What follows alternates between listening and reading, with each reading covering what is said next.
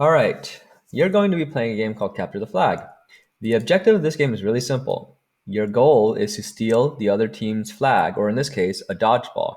So green team has a green one inside their hula hoop, and blue team has a blue one inside their hula hoop over here. You're going to be playing the game wearing a flag football belt. Each belt will have two flags on it. In this case, one is red and one is yellow. And when you're on your side of the field, which is marked by the cones over here, you are completely safe. None of the green team can attack you or pull off any of your flags. However, if you decide, let's say this blue character decides to go on the offense and cross the cone line, now you are in enemy territory. So this green guy right here can go ahead and pull off one of your flags. If he's successful, like let's say you're not good at juking, if he pulls off either one of your flags, it could be one or both, then you go to prison. So you put your flag back on and you head over to one of the three prisons back here. Make sure you choose the prison that's not occupied so that we maintain our social distancing. So now that you're in prison, the only way to get someone out of prison is to grab one of the pool noodles that you have on your side. And there'll be plenty enough for you guys to use. And one player is going to grab the pool noodle. So let's say this player right here, and they're going to run across the line. They're going to juke out green team as much as they can, and they're going to gently whack the person in prison with the pool noodle. Once you are gently whacked by a pool noodle, you and the person you whack may go home safely. So you can just walk back home and none of green team can get you. So once you rescue someone, you and the person you rescue are safe to go home. And the reason we're using these pull noodles is because we definitely don't want you. In a normal game, you would just tag someone on the shoulder, or you give them a high five to get them out of prison. But we want to reduce the amount of touching as much as possible. So you're going to be using this pool noodle to rescue your teammates from prison. The pool noodles do nothing. You might think they're fun to like whack someone in the head on your way through, but that doesn't do anything. So the only point of the pool noodles is to rescue someone. So once you're not using a pool noodle, you can just throw it on the ground, leave it somewhere, and then if someone else wants to rescue it, then they can grab a pool noodle and go ahead and do that. So the game is over when one team has successfully taken the enemy team's ball and either carried it back to their side. So let's say this blue guy is able to let me see if I can grab it. It's able to take that ball and juke out all these players and then run it back home.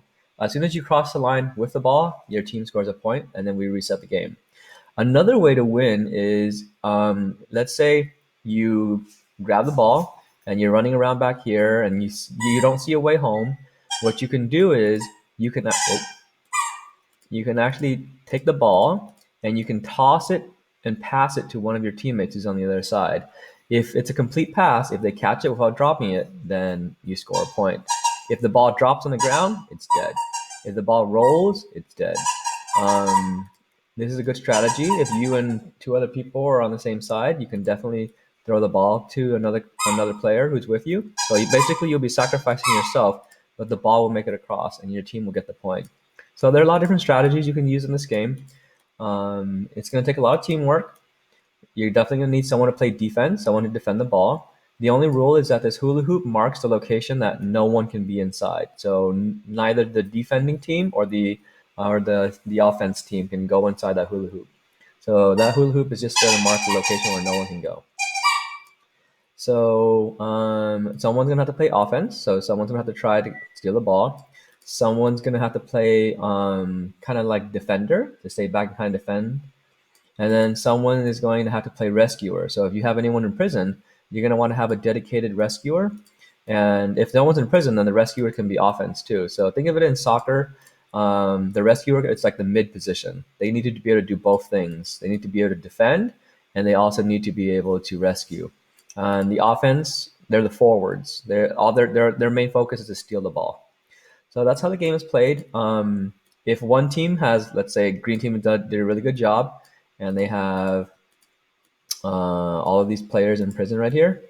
Well, this blue player has a choice. They can either try to rescue one of their teammates, but if they leave, then of course green team is going to rush and take the ball. So you don't want to have a game where a lot of your players are in prison. That should be the number one priority. Rescue your teammates. That's the number one thing, especially in a game where we only have 3 or 4 players on each side. You're definitely going to want to rescue anyone who's in prison. So I hope you guys have fun.